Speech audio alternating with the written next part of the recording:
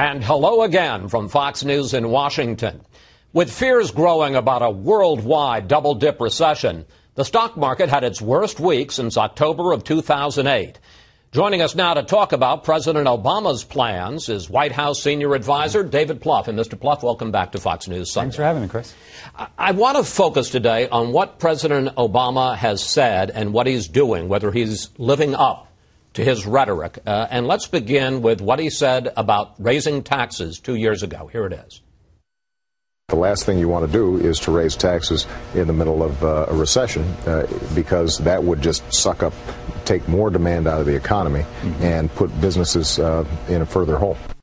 Question. If the president still believes what he said on that 2 years ago, why is he proposing huge tax increases in the midst of what is very close to a recession? Well, let's first talk about what the president wants to do is cut taxes for just about everybody in America. His plan would give the average middle-class person a $1,500 tax cut taxes for every small business owner. So all we're talking about here is people at the very upper income spectrum.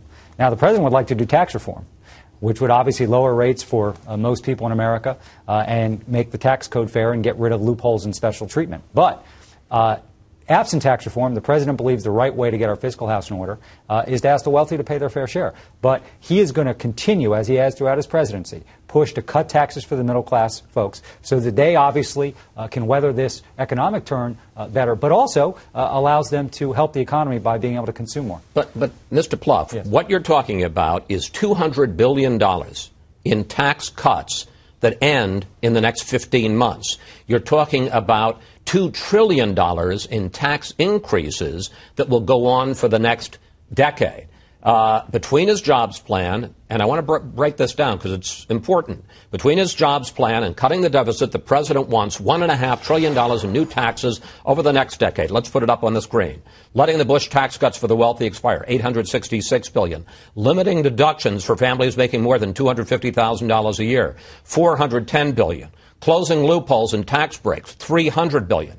And on top of that $1.5 trillion, there's another $500 billion, another $500 billion in new taxes to pay for Obamacare, for a total of $2 trillion. Again, let's go back to what the president said 2 years ago. That would just take more demand out of the economy and put businesses in a further hole. He said raising taxes. He wasn't talking about raising taxes on the middle wealthy or whatever. He said raising taxes will take demand out of the economy and put businesses on a hole. Was he right then or is he right now? Because he can't be both. Well, first of all, in his plan, there would be no tax increases on the wealthy or closing these corporate loopholes till 2013. Just as we have to make sure the spending cuts are done carefully over time, we do the same thing with revenue. But again, we have to reduce our deficit. You know, these are choices we have to make as a country. So if we all agree we have to reduce the deficit by about $4 trillion, are we going to cut education by a third, ask seniors to pay $6,000 more in Medicare to pay for $200,000 tax cuts for the millionaires? That's what, Mitt Romney and Rick Perry and all the Republican congressional leaders want to do. Or are we going to do spending cuts, modest adjustments to entitlement programs like Medicare and Medicaid, and also ask the wealthy to pay their fair share? Okay. So this is the right approach for the country. But the vast majority of people, the job creators, the small business owners, they're going to get tax cuts. President's cut 15 taxes for them over the first 2 years, roughly. Wants to do more. Every middle-class family, a $1,500 tax cut. So this is significant tax relief for just about everybody in the country. There are two problems, yes, it seems to me, with what you say. First of all, you say, well, this isn't going to happen until 2013. I know the politicians here in town and on the Republican campaign trail, all they're thinking about is November of 2012. But if you're a businessman, you're thinking 5 years down the road, 10 years down the road. So the idea, well, I may get a $1,000 tax cut in 2012, but I'm going to get $2 trillion of tax increases over the next decade isn't likely to make them go out and hire more people. I also want to get back to this issue of fair share, which you keep talking about and the president does. Put it up on the screen. According to the Nonpartisan Tax Foundation, the 1% of households with the highest incomes pay 38% of federal income taxes. The top 10% pay 70% of federal income taxes. Meanwhile, 46% of households pay no federal income tax at all. And the president thinks the wealthy aren't paying their fair share? Listen, you can manipulate statistics in any way you want. The fact of the matter is there's 22,000 people. You don't think that the top 10% of households pay 70% of they're taxes? They're making a ton of money. It's 22,000 people. But they're paying 70% of the taxes. 22,000 millionaires pay less effective tax rate, under 15%. So we have inequities.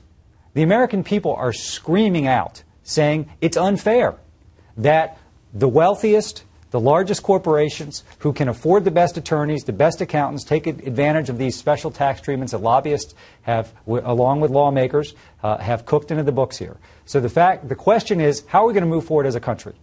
Are we going to, yes, do some spending cuts that don't, gut our ability to do things like education and innovation? And are we going to ask the wealthiest to pay a little bit more? All we're talking about is going back to the rate. Because 70% isn't enough. Well, again, they make a ton of money. That statistic, it's a question. And they pay a ton of taxes. Well, they do. The question is, in raw dollars. Should they pay more than a ton? In raw. The question is, from a percentage standpoint, they're paying less effective tax rate, as Warren Buffett would say. That is not. That's just not. It is not 22,000. There may be a certain number, and you talk about being able to manipulate the numbers. The fact is, people at the highest end pay the highest percentage of taxes. They're paying a higher percentage than middle class people are. Is an effective tax rate. So the question, do you think the middle class should pay more? Because that's what the Republican congressional plan is, and the plan that Rick Perry and Mitt Romney Well, some people would say cut spending, and I want to talk to you about that side of the equation, if I may. It's balance. Yes. Let's get back to this theme, which I mentioned at the beginning, of rhetoric and reality, because here's what the president said just before being sworn in as president in 2009 about making tough choices on the budget. Here it is. What we intend to do this year, next year, and all the years that I am in office is to demonstrate our seriousness, not by gimmicks, not by punting to future administrations the tough choices. If the president believes that, why is his new plan for deficit reduction filled with budget gimmicks? It's not filled with budget gimmicks. These are very, very hard adjustments to make in Medicare and Medicaid. Deep spending cuts. We've already cut $1 trillion. So that's been signed into law. We have more to do in ag programs and some federal retirement programs. These are tough cuts that are, obviously we're getting criticized for. Well, I'll tell you the criticism you're getting is from the Concord Coalition, from the Washington Post editorial page, from the Commission for a Responsible Federal Budget, nonpartisan groups, or even liberal newspapers.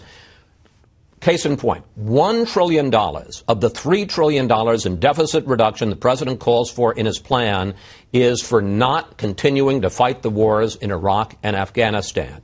The president is cutting money that wasn't going to be spent anyway instead of cutting money that was. Well, these are real savings that's scored by CPO. It's a hard cap on that. It's a budget gimmick. And, well, it was in Paul Ryan's plan. So then that's a budget gimmick. It was in the negotiations with John Boehner. If it wasn't his plan, it was a budget gimmick. This is scorable by CPO. This is real savings. It's hard cash. You think it's real savings? Cutting. People are concerned about federal spending. To sit there and say we're not going to spend money on wars that we weren't going to fight anyway. $1 trillion, a third of his plan. You think that's a real choice and not a gimmick? No, because it is establishing hard caps, and it's real savings over time. The point here is... Hard cap on what? On a war that we aren't fighting? Here's the question, really, because this is a choice, okay? What the Republican congressional plan was, which is embraced by either Romney or Perry. One of those is going to be the Republican nominee in all likelihood. You're ruling out Herman Cain? Well, $200,000 in tax cuts, new tax cuts. This isn't protecting the old Bush tax for the average millionaire, paid for by middle-class people and senior citizens. The country can't afford that right now. So the president's approach here has tough spending cuts, as well as some smart revenue by closing loopholes for the wealthiest and the big corporations. I want to talk about these tough spending cuts. The president calls for $320 billion in savings for Medicare and Medicaid, but it's all by reducing waste and payments, improper payments. There are no cuts to beneficiaries, until 2017, when even if he's reelected, President Obama would already be out of office. That's the kind of tough budget cut that the president was talking about? Well, this is, and a lot of people in dealing with Medicare, and I believe the Ryan plan had that kind of approach too. No, that's not true. True. He had $500 billion in budget cuts over the next decade. In terms, you're not holding out the Ryan plan as an example. My point is this, though, which is you want to make sure that you're protecting current beneficiaries. So this goes in 2017. Well, why wouldn't he do it when he's president? Well, because this is the right way to approach this. Why? This is obviously a program that's very important to many people in this country, has to be preserved. You want to handle adjustments smartly. But it does have significant savings in the first 10 years, and because the president's making some structural adjustments to Medicare, on both the provider side and the beneficiary side, you get even bigger savings in the 10 years after that. So now, the president's approach here is not to, try and turn Medicare into a voucher program, stick the average senior with a $6,000 bill to give huge tax cuts to billionaires, which is what the other party wants to do for the most part. We want to preserve this program, and we're going to have to make some tough decisions to do that. But we can both preserve that program and relieve some pressure on the federal deficit at the same time. The so-called Congressional Super Committee has to come up with $1.2 trillion in cuts. Reduction to the deficit, either by tax increases or budget cuts by Thanksgiving. If not, you get these automatic triggers. The president, part of his thing is to limit deductions to the wealthy. That has already been rejected by a Democratic Congress to help pay for Obamacare. This idea of just letting the Bush tax cuts expire, you know that Republicans won't go for that. That's an article of faith on their part, rightly or wrongly. Isn't the Obama plan really about running for president in 2012 and not about trying to solve our jobs or debt problems now? No, the president made the point in his speech to Congress. You know, the election's not for 14 months. The American people don't have 14 months to wait. We should act right now in the American Jobs Act. His offers, his proposals to the Super Committee are non-starters, sir. Well, we'll see. I think some of them, it's the right direction for the country. And we don't know what the Super Committee is going to ultimately do. But we think that just as most of the spending cuts that were signed into law by the president after the debt ceiling came out of work the administration did and identified, we think in terms of some of the domestic spending cuts, the entitlement savings, some of the ways to approach revenue, ought to provide that foundation. On the American Jobs Act, the question is, are we just going to sit by and do nothing? Or are we going to do something, and we can do it in a fiscally responsible way that's paid for, to hire a huge number of people in this country, put tax cuts into the pockets of every middle-class worker and small business, put construction workers, veterans, teachers back on the job? You know, the situation could not be more urgent. And that's the task in front of Congress right now. Are they going to answer the call of the American people, which is to do something on the economy right now? Is he willing to go back, briefly, because I want to get into a couple of other issues with you, is he willing to go back to a grand bargain with Boehner, revenue increases and even deeper cuts in entitlements? Listen, the president laid out his view of what's the right way to put the country's fiscal house in order so that we can live within our means and still invest in things like education and research and technology. Obviously, the president is going to watch what happens in the Super Committee carefully. We got close to a grand bargain with John Boehner. It would have been the right thing to do for the country. Are you willing to go back there? Well, listen, we're willing to evaluate any sound proposal. I will make this point about what happened during the debt ceiling, and we're seeing it now with some debates in Congress on keeping the government functioning. Basically, you're at a point now where roughly 30 Tea Party members of Congress are, the Republican leadership is putting their demands ahead of the needs of 300 million Americans. And that has to stop because we're not going to make progress on our deficit, on things we can do right now for jobs, on tax cuts, unless those 30 or 40 Tea Party members of the Republican House stop being the focal point of our discussion. So you're saying they're holding the Congress and the government hostage? I think what they're doing is, you can see any number of things that would get support in the Senate that the president would sign with 150, 160 House Republicans and, 70 or 80 Democrats. The entire approach is how do we keep those Tea Party members happy? And I think the country is tired of it because we are not going to move forward together as a country unless we do so in a bipartisan way. Okay. We've got about 3 minutes left. I want to get through three issues with you.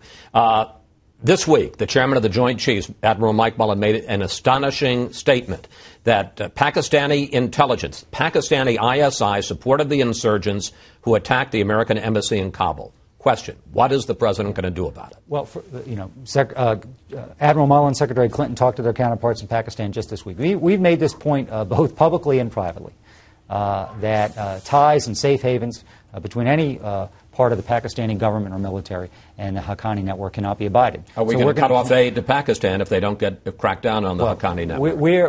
Obviously, we have discussed that in the past. That is something I believe we've delayed some aid.